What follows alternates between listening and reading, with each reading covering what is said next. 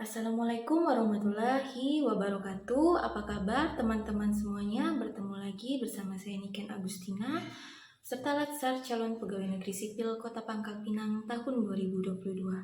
Pada kesempatan kali ini saya akan menjelaskan mengenai identifikasi isu mengenai manajemen ASN di tempat saya bekerja.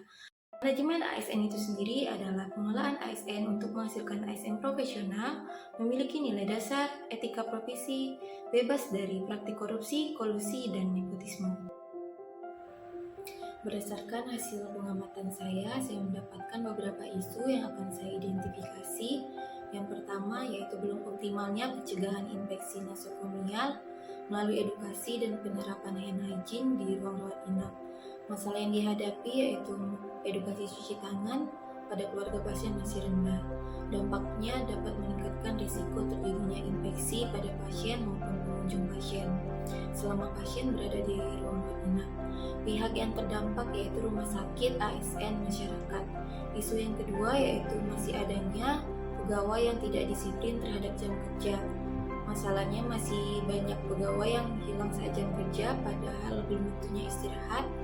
Dampak yang dapat ditimbulkan yaitu menurunkan kinerja pegawai serta terhambatnya pelayanan yang harus diberikan kepada pasien. Dampaknya rumah sakit, ASN, dan masyarakat. Isu yang ketiga yaitu kurangnya kepatuhan keluarga pasien terhadap pembatasan jam masuk dan jumlah pengunjung. Masalahnya itu masih banyak pengunjung atau keluarga pasien yang tidak mengikuti tata tertib yang berlaku. Dampak yang ditimbulkan yaitu suasana menjadi tidak kondusif sehingga mengurangi produktivitas kinerja dan mengurangi waktu pasien beristirahat. Pihak yang terdampak yaitu rumah sakit, ASN, dan pasien.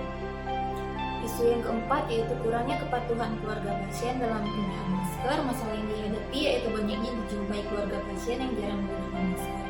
Dampaknya akan menimbulkan penyebaran penyakit yang lebih luas dan berpotensi menimbulkan atau tertular penyakit. Pihak yang terdampak yaitu rumah sakit, ASN, dan masyarakat. Isu yang kelima yaitu rendahnya tingkat kepatuhan pasien dalam menjaga kebersihan ruang rawat inap. Masalah yang dihadapi yaitu kurangnya kesadaran pasien dalam merawat inap, seperti kondisi meja yang berantakan dan ada sampah ditemukan saat pasien dinyatakan pulang. Dampaknya yaitu ruangan jadi tidak kondusif bagi pasien lain maupun pengunjung. Pihak yang terdampak yaitu rumah sakit, ASN, dan pasien. Selanjutnya kurang lengkapnya pengisian catatan medik pasien. Masalah yang dihadapi yaitu sebagian besar catatan rekam medis pasien masih belum terisi dengan lengkap. Dampak yang ditimbulkan yaitu kekeliruan dalam data medis pasien. Pihak yang terdampak yaitu rumah sakit, ASN, dan pasien. Dari beberapa isu tersebut dapat dilakukan penapisan isu untuk menentukan isu utama yaitu dengan menggunakan metode APKL, aktual, problematik, kehalayakan, dan layak. Di mana aktual berarti benar-benar terjadi dan sedang hangat dibicarakan di masyarakat. Kemudian problematik yaitu isu memiliki dimensi masalah yang kompleks sehingga perlu dicarikan solusi sesegera mungkin.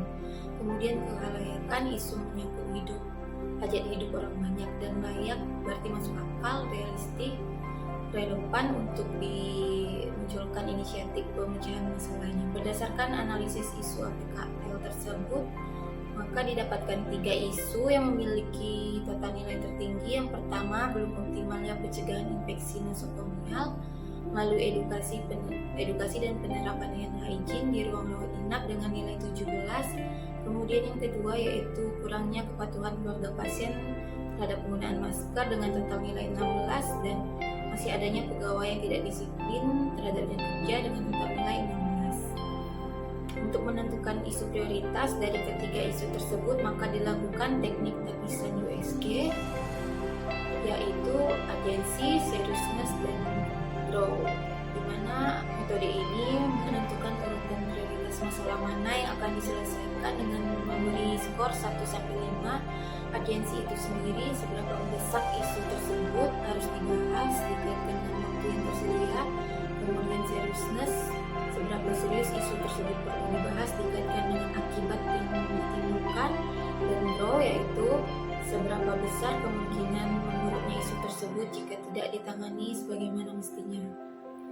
Berdasarkan hasil analisis dari metode USG ini, dapat kita lihat bahwa yang menjadi isu prioritas yaitu belum optimalnya pencegahan infeksi nosokomia melalui edukasi dan penerapan hand hygiene di ruang rawat inap.